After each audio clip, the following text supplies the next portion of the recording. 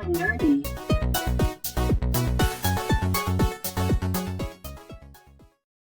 What's up, everybody? Welcome to another episode of your favorite podcast, Raw and Nerdy. I'm Rook, and as y'all remember, Archon on our last episode, Archon's not going to be consistent for the next few weeks because it is the end of, well, it's the summer, and he has kids, and with how busy he is at work, he's going to focus on family for the summer and focus on work and get through all that. And if he has downtime, he'll jump in when he can. I expect him to be back within the next month or two. Until then, we'll have guests. And with us today is our lovely friend of the show, Rabbit. Hey, guys. So, we are going to be talking about an interesting topic today that we've mentioned about how we keep going back to games and stuff. So, we're going to be talking a bit about that, but I want to start with how Rabbit has got me into wanting to watch House of Dragons. I keep wanting to say Dance of Dragons, but that's not it. House of Dragons. I've watched first episode. I like it. So far, it is a good original story from HBO versus the ending to Game of Thrones. So I hope they can keep that going.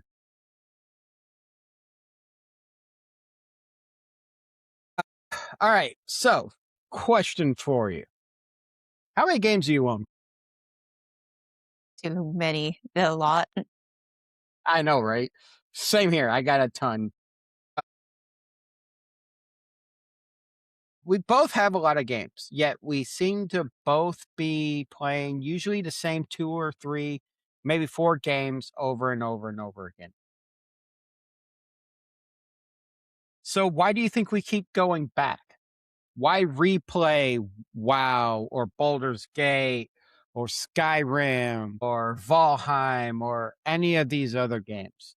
Why do another Mass Effect run? Why boot up Valheim and build another building? These are some really good questions. And that's going to be what we're talking about today. We are talking about what makes a game worth returning to that pulls us back time and time again. And I'm actually quite interested to see how this discussion goes. All right. Yeah, same.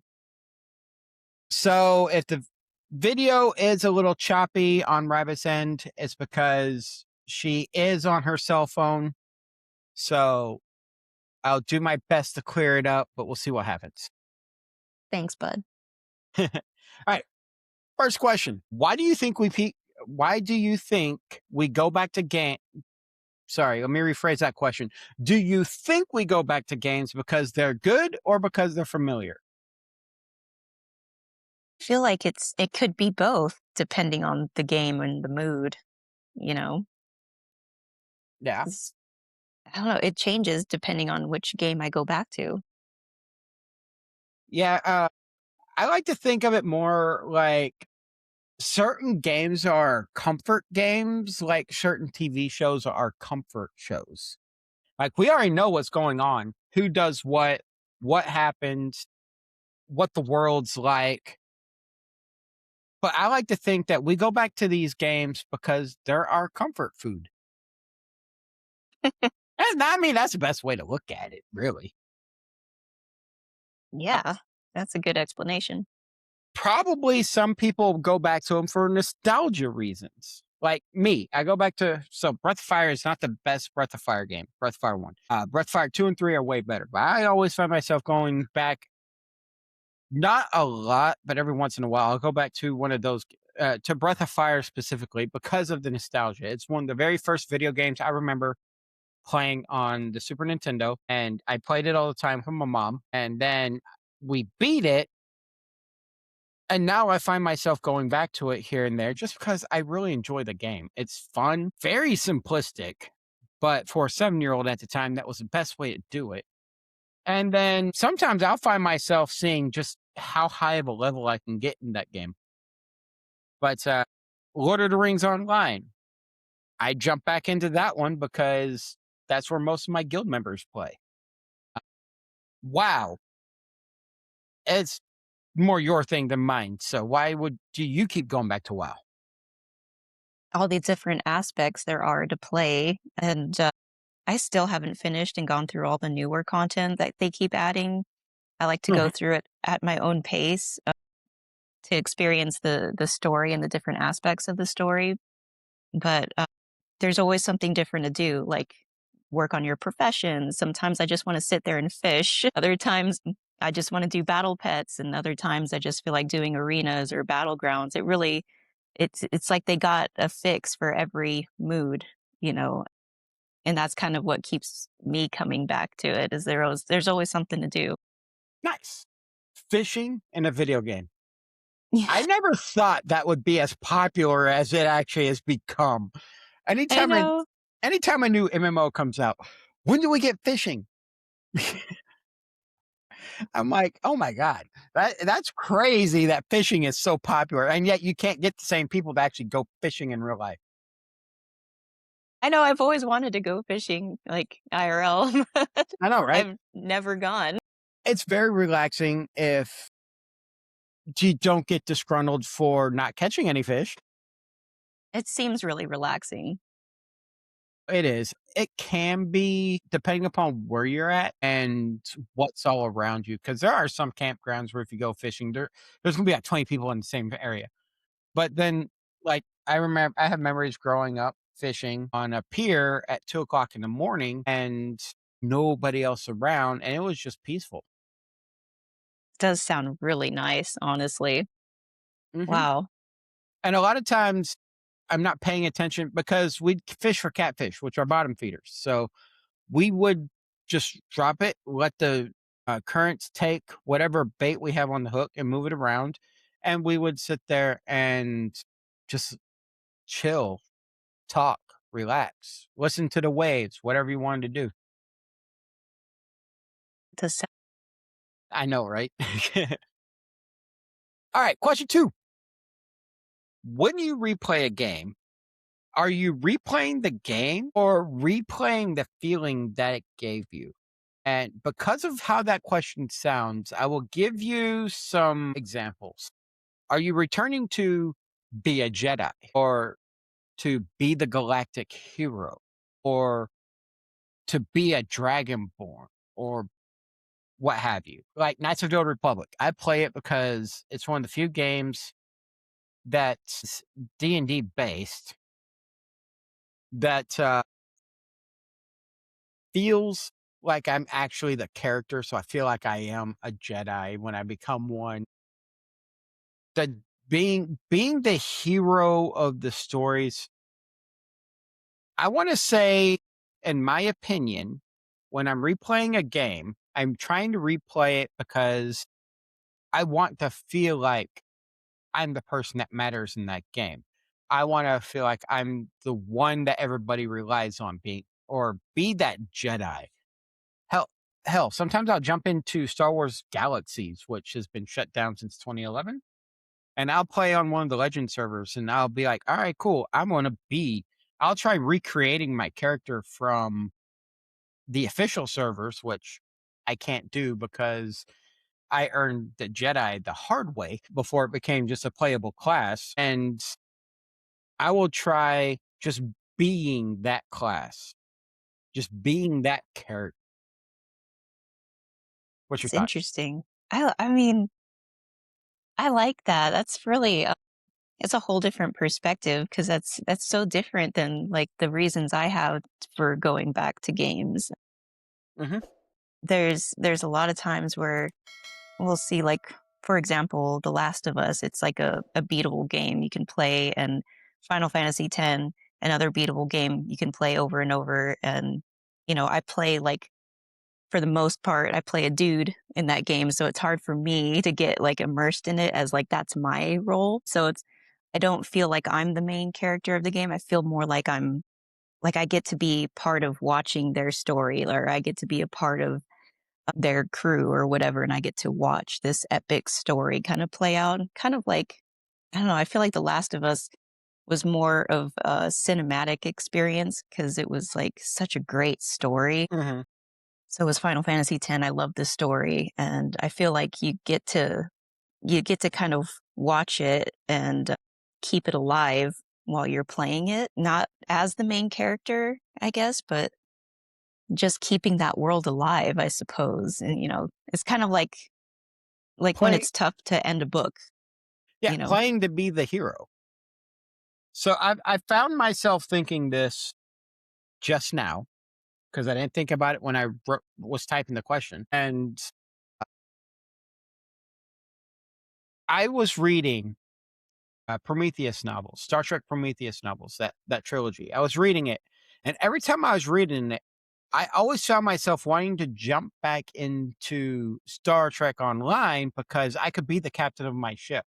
I have a Prometheus class ship. I could fly it around and be the captain of that ship and do all the things I want to do. Granted, the game's limiting because I can't really be the captain, but I always found myself jumping back into the game because I wanted to live in that universe or I wanted to be the captain of my ship and actually try doing all these things. So, yeah, there's plenty of reasons as to why we would jump back into a game, replay a game just to get that feeling it gives you. Question 3. This one should be interesting. Have you ever realized that video games and areas in video games more than you do real cities? Yes. I hate to admit that.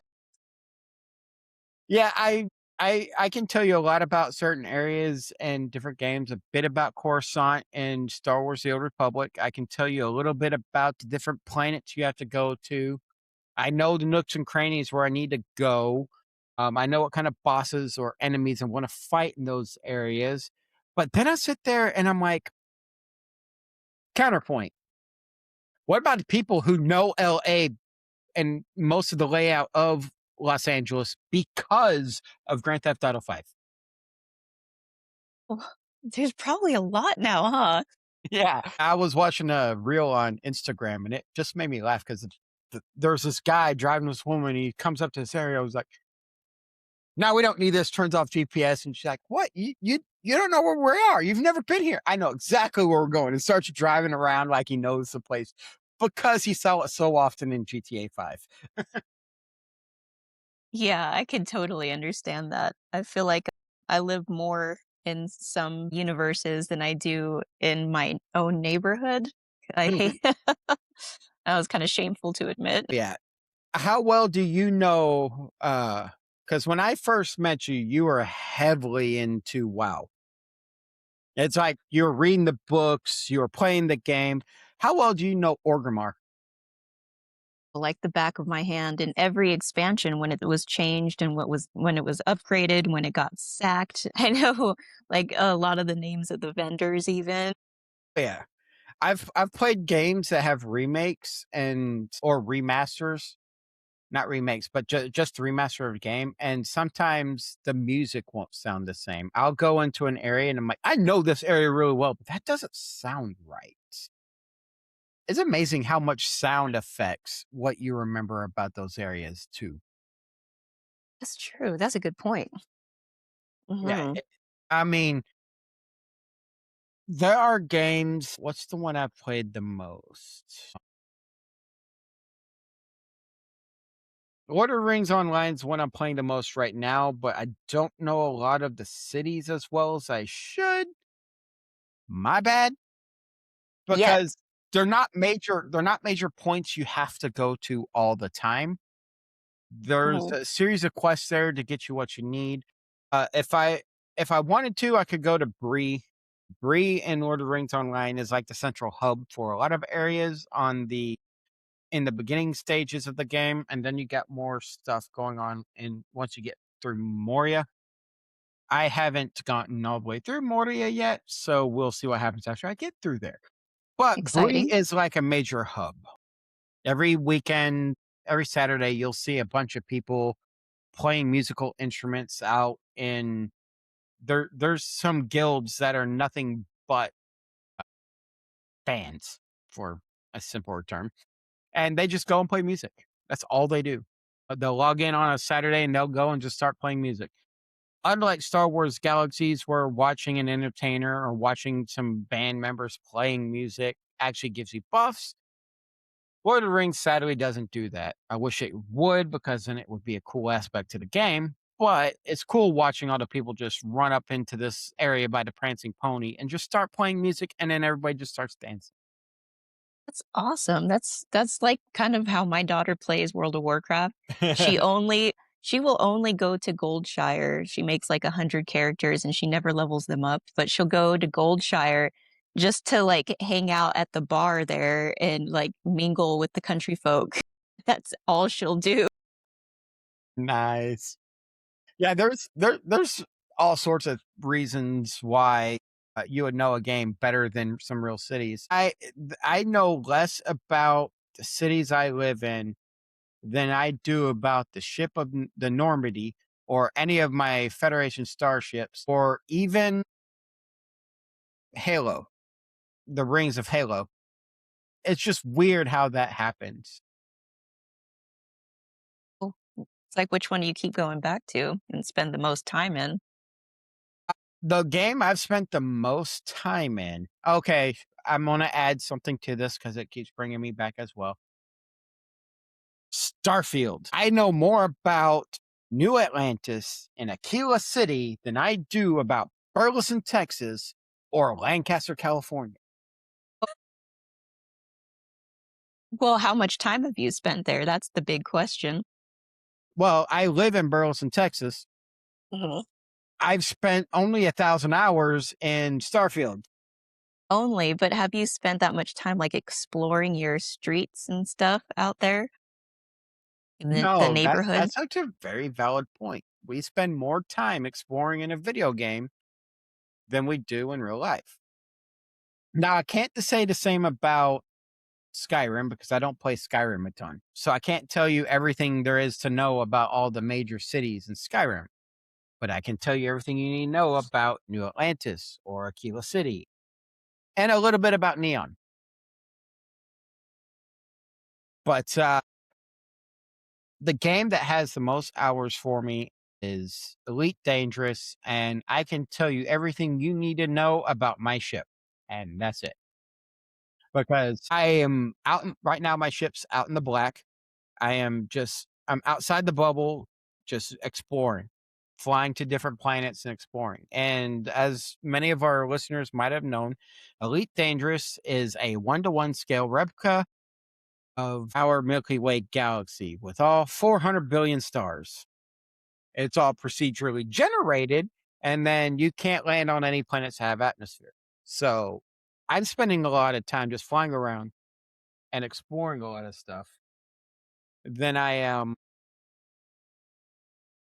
on any base or anything. So really, I don't know a lot about cities and stuff in that game. I know more about my ship because I'm jumping all over the place. That makes sense. But I can tell you at what speed I need to be landing at in certain G gravity planets. And then there's people out there that can tell you what engineers right off the bat you need to go see right away and how to get there without getting jumped by gankers because they play it so often. I know people who have more time than in Starfield, which came out in 2024, than I do in Elite Dangerous. That's crazy. That that's awesome. All right. So we had this discussion multiple times last night. How many times have you restarted a game because you wanted to try a different build? Uh, well, it's different with some games, but, like, with Baldur's Gate, I've restarted it a couple times with and there were, like, twice where I got pretty far because I was enjoying the build and all the stuff that you can do. Like Mhm. my first run through was as a wizard and made it to Act 3, and I don't know, it just wasn't totally feeling it, and then I played it again as a hunter, and I was really enjoying that. Like, I don't know, there was just the mechanics were just I found more enjoyable. I felt kind of like a beast running through it, honestly, and that made it a lot more enjoyable. So I don't know. And then there's World of Warcraft where I've started over multiple times, but it was mostly just to kind of get different aspects of the story from different races Mhm. and experience that and try my hand at a couple different builds that I haven't tried before. Like my first run through with the warrior, I fell in love with it. There's just the hack and slash aspect of going through it just is so invigorating. And Yeah. yeah, that made it a lot more fun, and I don't know, gave me a whole different, I don't know, breath of life in me, I suppose. So I don't know, like yeah, multiple times.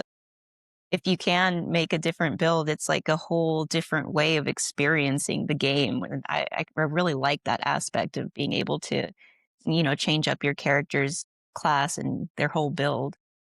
Yeah, that's one thing that brings me back to some games is some games where it actually reflects your new class and your new race and all that. That's awesome.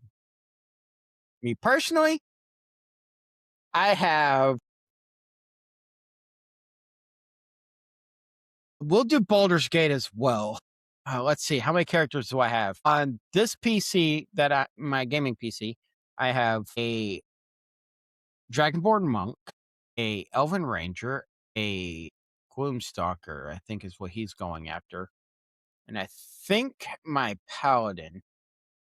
Then I have a different Paladin build and a different Assassin build and a different other character build on my laptop. And then on my PlayStation, I have 3 other builds. Do you have one that you enjoyed the most?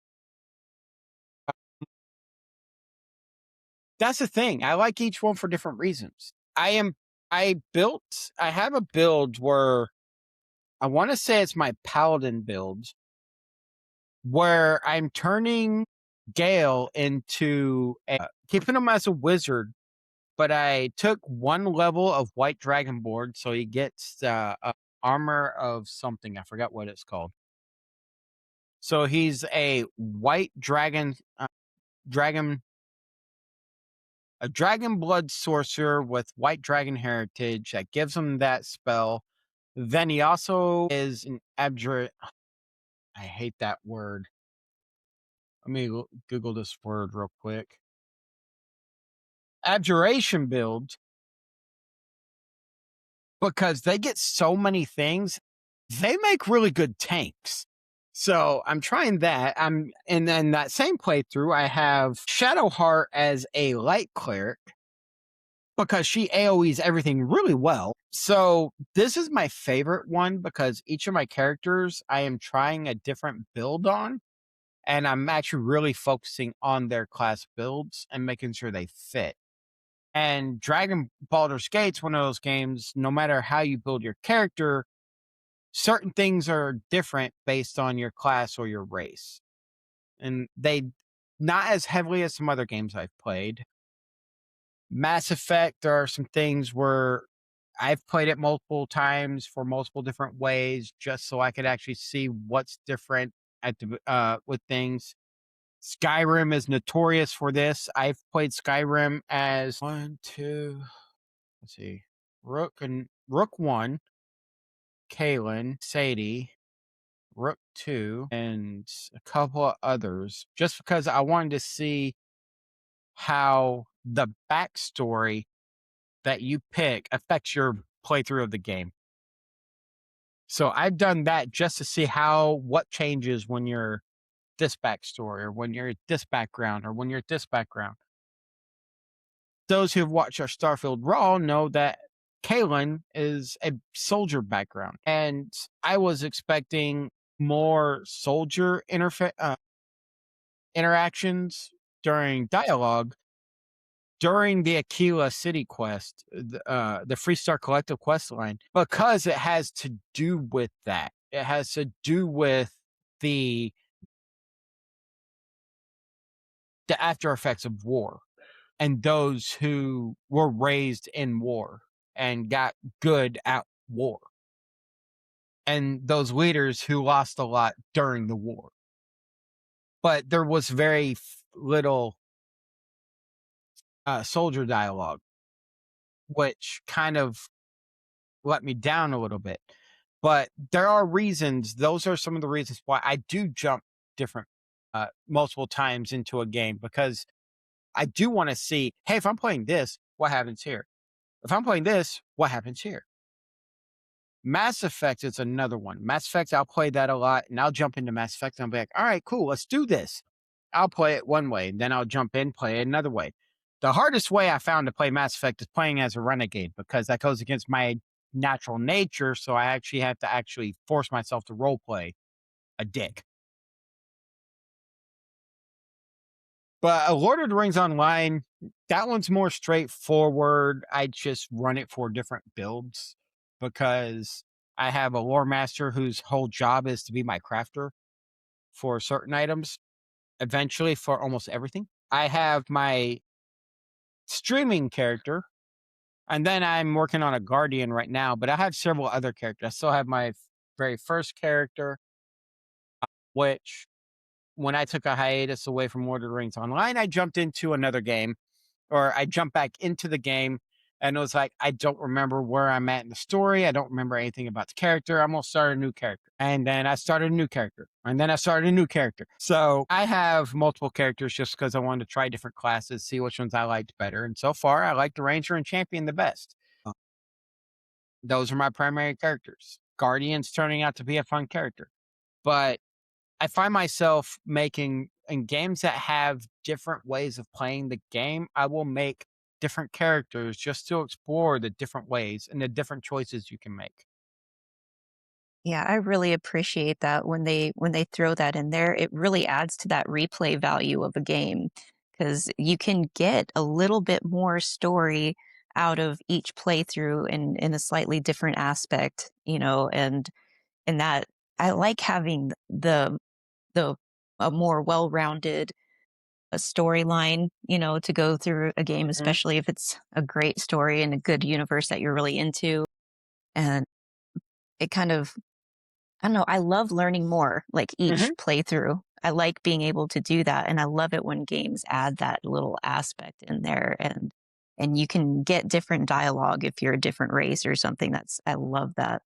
Yeah. They and all this discussion is leading into our next two questions, by the way. But those are awesome. The next question is going to be, are we actually trying to replay the game, or are we trying to replay the very first feeling of the very first time playing it? For example, the first time you make these big discoveries, or the first time you get the jump scare or this surprise twist that you weren't expecting, or the when you find out character is just someone's imagination. Again, I feel like it's different, from game to game. I don't know, yeah, give me a few examples of yours. So there are times where I will play a game trying to relive Breath of Fire when you first get the power to turn into a dragon. That is actually a powerful moment in the game, because it's the first time because in Breath of Fire, in a fight, you can use magic points to turn into a dragon once you unlock that ability. And you stay the dragon the entire fight. I enjoyed turning into the dragon for the very first time because it made me feel powerful. And I was a 7-year-old kid. Mm. Now I'm an adult, so it doesn't have the same effect. So I had to go into the game realizing that I already know what's going on. I know I'm not going to find anything new in this game. Starfield, I will play it, and I will still play the story, even though I know the discoveries that I'm gonna come across. But there's so much in that game that I will replay the game to actually replay the game, because there's so much going on in those games that there's multiple different stories, multiple different things to discover. So, I mean, you're talking about games that have discoveries where plot twist, this thing happens. Or, hey, I went through Mass Effect the very first time and I made some decisions and I lost a couple members of my crew that were no longer available in further storyline. Then I played again before ever looking it up online, made some other decisions, and everybody survived. So there are some times where replaying, you still get the feeling of first time playing it because your decisions actually matter and change how things go. So things like Yeah. that is what I'm talking about is, are you chasing it to try to get those first discoveries again, or those first surprises, or those first emotional moments, or finding new ones you didn't know existed because it was your first time playing the game? A tough question, because, like, there's a couple games that are beatable that I do keep going back to. For example, The Last of Us and, like, Final Fantasy X. Those ones I can beat and play over and over and over, even knowing I'm probably not gonna find anything new anymore. I think I discovered everything and collected everything you can get in there. But I just love the story, I love keeping the story kind of alive in a way. I'll only play the first one over because I don't wanna live without Joel in part 2. I can't do part 2. I've played through it once, and I can't do it again because I can't stand losing Joel. And, I mean, it's still a great story. I still love the story, but I keep replaying part 1 just because it's like I don't want the story to end. I wanna keep going through it again and keep it alive, and I feel like it's kinda similar with Final Fantasy X as well, but, but then there's other games that I play that, like, aren't really beatable, and I keep going back to, like, Valheim, for example, and Mhm. it's mostly because I think it's what I wanna do in real life, I suppose. Like, I would rather be out, in the woods exploring, building a cabin in the middle of nowhere and finding my favorite terrain and building something out there, and that's what I would rather be doing most of the time. So that's what keeps me going back to that one. I don't need to find anything new. I just sometimes get the creative itch to build. So in most cases, you're replaying the game to replay the game because you already know everything. You've already done everything in the game. I guess so. Yeah. Yeah. Well, this also ties into with our next question is because we've already beaten a lot of these games and already know the stories. What's a game that got better after you already knew the story?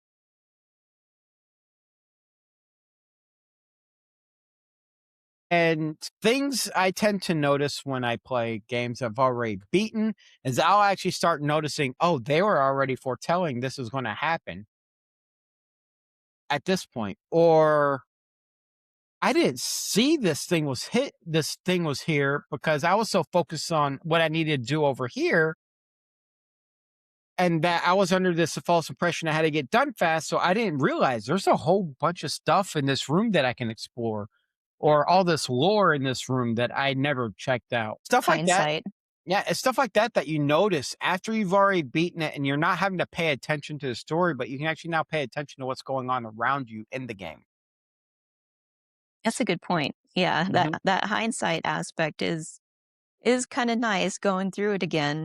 Even if you can't really change anything, you might be able to catch something you didn't before, and I do like that because that's true. You can probably notice something or catch something that, Mhm. was like a foreshadowing moment.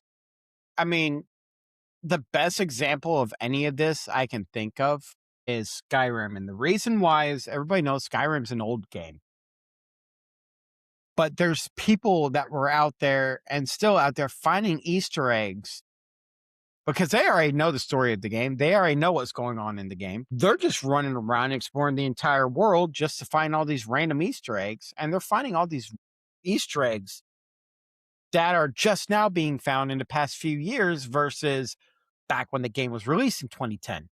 And it's like, that's It's amazing. impressive. Yeah. And that's how you know that game's just drawing people back into it because there's stuff still to find. And I think in a lot of cases, once you've know the story of a game, they get better in certain aspects because you don't have to focus on the story. You don't have to focus on beating the game. You know how much time you got until you need to do the next part. It makes it so much more entertaining because then you don't feel there are some games out there that'll make you feel like you really got to rush through this part because the way the dialogue went turns around, you had no time limit. You could have just sat there and done everything else first. That's true. That's true. So let's roll on to our next question. And this is going to be a good one. So, what's the difference between a game you finish and a game you return to for 10 years? In other words, when it says finish, it's talking more like you don't pick it up again. You beat it and then you're done with it. Why do some games never call us back? It's so deep. I feel like Mhm. again, it's different with each game because each game has a different kind of replay value for me. Mhm. There's a different reason that's got me to come back, and there's like different reasons why I've dropped certain games, why I just couldn't get back into them again. Some of them are great stories, but I just don't feel the need to revisit it. It's like, okay, I've been there, I've done that. Great game, but I'm over it. I don't really feel the need. And then there's some that are just, I don't know. I don't know why I haven't finished Baldur's Gate. I don't, I don't know why I haven't finished that one. I love the game. I just can't seem to get through it for some reason. I don't know. It's like I don't know. It feels different versus like a game that I keep going back to, like World of Warcraft, for example. I've been playing since 2007, and even still, I feel like there's something I want to do in it. One aspect or another that's still going that I feel like doing throughout the day, no matter what my mood is. So Yeah. yeah, it varies. It varies from game to game. It depends. So for me, there are a few games that I've played that I've beat and that I've never gone back to. Um, I'm trying to think of some off the top of my head. If I don't remember a game, it's usually because I beat it and I was like, meh. Driver 3 is probably one of them. I played through the game, thought it was interesting at the time, but once I beat it, I was like, I'm don't really see the need to play it again because the story, it was a decent game. The story wasn't really a replayable story. The mechanics were simple. There's a lot of other reasons why players choose to not go back to a game. And it's not to say that the games are bad. There are some good games out there that just don't have replayability. And that's what every company strives for is make a game that's replayable over and over and over again. That way when they come out with part 2, you'll want to pick it up right away. Halo is a game where I can come back to. I know the nooks and crannies. I know what's going to happen. I know if I play it on the hardest difficulty, I won't die a lot. But I still come back to it because to me, it has replayability. But Driver 3, I'm not going to go back to it because I beat it. There's plenty of other driving games out there, and there's other games where I can be a cop as well. So it also has to do with a game just not good enough for replayability with the saturated market. Interesting. That I just gave you the examples with Driver 3. Driver 3, you're a cop, but it's a GTA clone where you're a cop driving around and the story is simplistic. It's an interesting concept. Spoiler alert, when you wake up from your coma, you realize your whole game was taking place in your mind while you were in a coma. But there's so many other games like that. GTA, you have there's a mod to GTA on PC you can play where you are cops and other people are just driving around, and it's a real world simulation pretty much. There's games out there where Saints Row, I can go play that game. There's some other games out there where you can pull people over. There certain games just have a saturated market. Games that pull me in typically don't have a lot in the way of what I'm looking for. So, Lord of the Rings, there are some console games, stuff like that, that are out there for Lord of the Rings, but none of them let me experience a game based on the books like Lord of the Rings Online does. Knights of the Old Republic. There's not a lot of games that give me the customization to play a character the way I want to, the way Knights of the Old Republic does in the Star Wars universe. Star Trek Online. There is only one Star Trek MMO that lets me fly my ship around. There are aspects of that game they can improve upon that would make it the best Star Trek game ever, more so than it already is. But to me, that's not a saturated market. There's a lot of storytelling games. There are a lot of older games, but when it comes to more recent games, there's not a lot out there that does what Star Trek Online does. There's a reason why it's been around since 2011. So 2010, 2011, somewhere around there. Um, Games that don't have a highly saturated market or have a really good story, those help people come back. Games that operate in a saturated market don't have the replayability, in my opinion, especially if you're trying to compete with games that already exist and are already huge. And then some games that just play because I'm bored and I need something to do.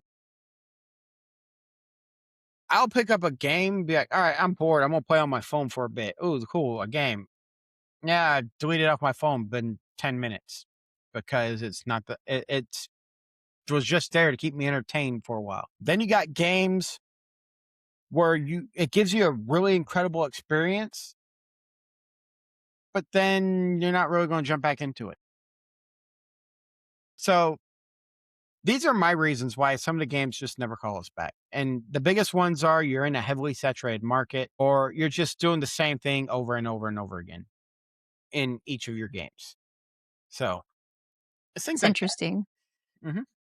I think there's like I think the Resident Evil franchise kind of, breaks that down for me on a level because there's some where that do just feel a little bit repetitive much and I mostly just beat them for getting another aspect of the story, but there's a couple in there, like the 3rd Resident Evil and the 5th one that I can keep playing over and over again. Love those ones in particular, Hmm. and I don't yeah, I don't know, I think they just did it very well. I don't like the remastered version of Resident Evil 3. I'm talking about the original Resident Evil 3. It's very, very different. You get a very different vibe, even though I think they did a pretty good job remastering the 3rd one. Yeah. They did decent. I'm not trying to knock it or anything. It was a great game, but there is just nothing like that kind of freaked out that I would get when Nemesis would break through all of a sudden. Even when you knew, he was gonna come out at a certain point, it still scared the crap out of me every time. And they just did that so well back in the day. I think they did it better back then than however they try to recreate it nowadays. It just doesn't have the same kind of scare factor for me as it did back in the day. That gives me a question I want to ask you. Hmm. So is it the game, it just doesn't have the scare factor? Or you just grown as you've aged, you've understood how to tell what's coming? Like I can tell what's coming still. Like in the original game, like, I always knew what corner he was gonna pop out in, like, what Mhm. scene he was gonna come out, but it didn't matter. It still scared the crap out of me every single time he popped out and started chasing you, and to the to this day, he's, like, the scariest bad guy for me that I'm still afraid of, and I think he's scarier in the original 3rd than in the remastered 3rd version. Even though he's still scary in the remastered version, it's still kind of adrenaline pumping when you play through it, but Mhm.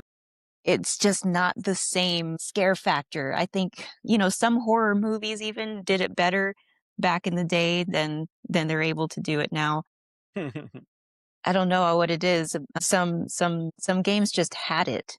They just got it right, and you can't really recreate that in any way. And I don't know if they've gotten to the 5th Resident Evil, if they've remastered that yet. I know they did the 4th one. I think I the was 4th one was the last one they remastered. Yeah, well, I'm really looking forward to if they did remaster the 5th one. I did enjoy the 4th remastered more so than the original Resident Evil 4, just because the controls back then were really difficult and really kind of blocky, and I had a lot of trouble with mobility in the original Resident Evil 4. But with the remastered one, it was much more smooth, and I really appreciated that aspect and them trying to stick to keeping a lot of the things the same. I don't like it when they change too much. All right, so Resident Evil 1 was remastered. 2 and 3 were remade from the ground up, and 4 is a remaster, I believe. Okay. Yeah, I noticed a lot of the similarities. I like it when they keep something from the original. Like, even if it's a camera angle, like in Silent Hill 2, for example, there's a specific camera angle that they do when they go up high and you're looking downward, and, it's in the very beginning of the game, one of the first, like, alleyways you go down, and it's a really creepy camera angle, and I really appreciate them adding that in the remastered version. I misspoke. So, let's see. Resident Evil was remastered. Resident Evil 0 was a remaster. 2, 3, and 4 were actually remakes from the ground up, with 4 being an upgraded port of the 2005 game. And then Resident Evil 5 was remastered in 1080p for modern consoles, and Resident Evil 6 was also given the 1080p treatment. There are some games when they remaster them, you don't play it back again because of the reason you said. Now, so you've been hearing us talking about all of this. I want to know what the audience thinks. What's the one game that you've returned to more than any other, and why? Now that I've asked that to the audience, I'm asking that to you. Me, my most returned to game over time has definitely been World of Warcraft. I Of mean course. I mean, I've been playing since 2007, been reading the books, and I still feel like I learned something new from the story. Like, for example, I can't stand Alliance. I much rather would slaughter them on the battlefield, but I will go and play, like, an Alliance character just because you get a different aspect of the story from their side, especially Hmm. from, like, race to race, you get totally different aspects of the story, and I love having a more well-rounded knowledge of the whole storyline, as a whole. Oh, So, yeah.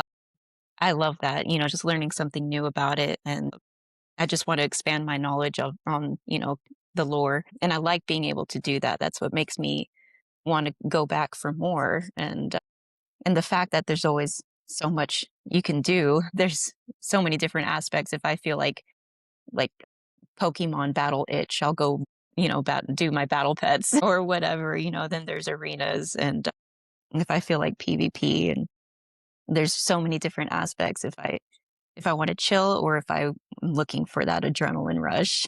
And so that's what keeps me going back is the multiple different aspects of World of Warcraft that you can dive into no matter what your mood is. You can you can find something to do for that particular itch, Oh, you yeah, know. that's true. About you? For me, it's going to be Lord of the Rings. I find myself in recent years just going back to that game over and over. Occasionally, I'll jump into other games like Star Trek Online and whatnot, but in recent years, it's been Lord of the Rings just because I have never beaten the game. I've never gotten anybody at a high enough level to do the new end game content. Heck, it was only a few months ago, that I actually beat the original end game content from when it originally released. So No it's, way. yeah. So I'm getting back into that game. But before Lord of the Rings, it was always either Star Trek Online or Elite Dangerous. I would just jump into one of those. Elite Dangerous because it's just can be mind numbing when you're exploring. So I just jump in and just fly around. There's just so much I could do in that game. Minus, and especially since they did the Odyssey update, being able to get out of the ship, run around on foot and stuff. What's some other games that I find myself jumping back into? Yeah, I think right now, Lord of the Rings Online is one I keep finding myself returning to. If I get bored and I can't figure out a game I want to play, I boot it up and start jumping into it. So it'll What be about for exploration mode? When you get that kind of an itch, what do you usually play? if I get an itch and I want to jump back into a game for exploring, it's usually right now it will be Starfield, but I've been itching to get back in behind the sticks for Elite Dangerous, see what they've been adding back in there. But lately, for just an exploration itch, either just finish exploring a whole region for Lord of the Rings Online, or I will just jump into Starfield and explore planets because there's a lot of them.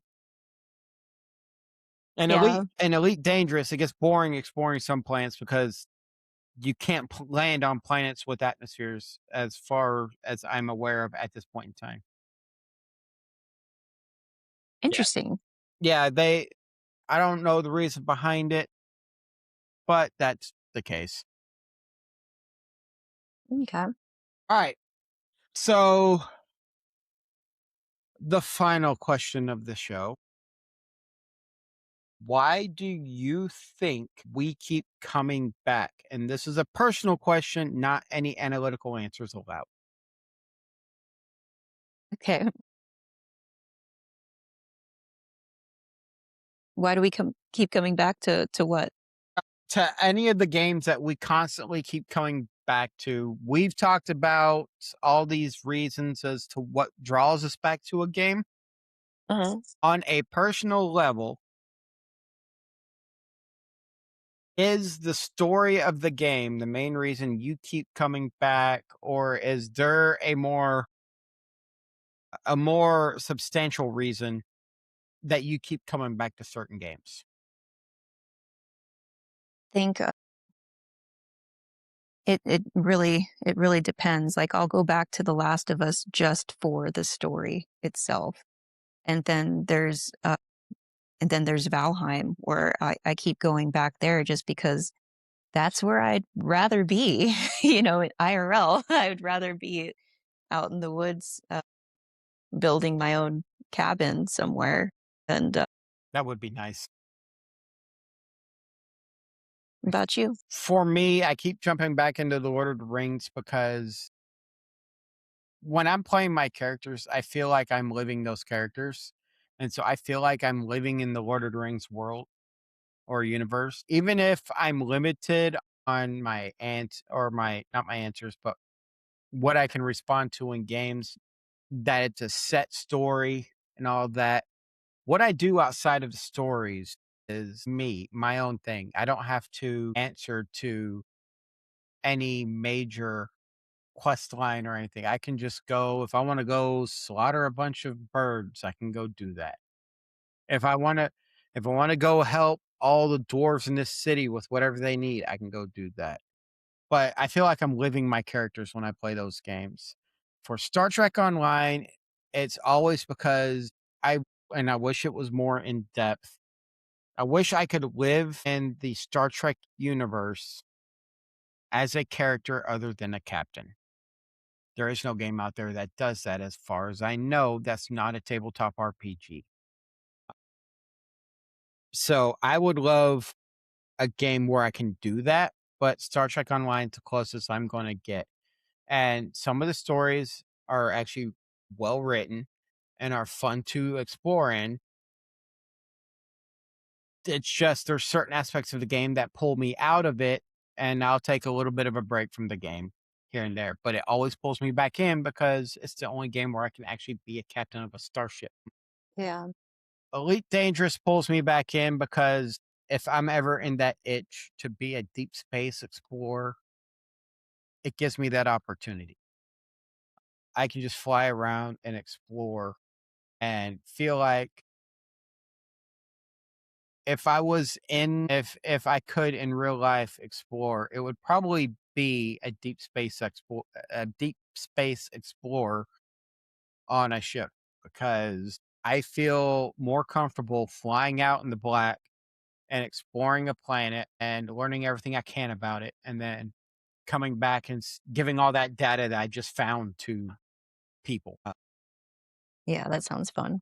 That is more what I wish I could be doing. Part of the reason I'll do that instead of Star Trek because I can jump into the game and explore. Star Trek doesn't have that. Lord of the Rings has that to some extent, but it's not a space exploration. I'm just running around. If I could live in the world of Lord of the Rings, I would do it. But I'd be afraid. Very, very afraid. I wish there was a game like that that I could immerse myself into in the Game of Thrones universe, Mhm. honestly. I would love to get more immersed in that universe in like an MMO aspect. MMORPG is I would love to just, get out there and explore all the kingdoms myself and at my pace. Mhm. Alrighty. So if I think we're at the point where we're going to start wrapping this up. I thought we were going to be a very short episode with how fast we were flying through the first questions, but these last questions had a lot more dives into them. All right. So if you're listening to this on podcast form, please give us 5 stars, leave a comment, whatever you want to do. Just leave 5 stars. It helps us out. If you're watching this on YouTube, click that like and subscribe down below. Hit us up. It'll help us with the algorithm. It also helps us match up with other content creators to help make our podcast better. I like doing this. I want to keep doing this. So please. And if you want to chat, just to hit us up, even rabbits there occasionally, hit us up on our Discord, discord.gg/raw podcast. It's also linked in the description below. We'd love to talk with you. It's a really welcoming community. Yeah, I don't think I'm missing anything. So I would like to personally thank Rabbit for joining us on this episode. Next week, we'll probably have Mossy, if I can get Mossy on, which means we'll probably be talking about Star Wars. So keep a lookout, see what next week's episode going to be. I might leave a hint inside the Discord. Anyhow, if you want to hit us up on for any work related things, interview request, or possible guest appearance on the show, hit us up on our email, podcastraw@gmail.com. We will answer and work out the details there. Or if you feel more comfortable doing it in Discord, just hit me a private chat in Discord and we'll talk there. And I'll pull Archon in and we can have a discussion. Thank you for joining us today, and y'all stay nerdy. Guys.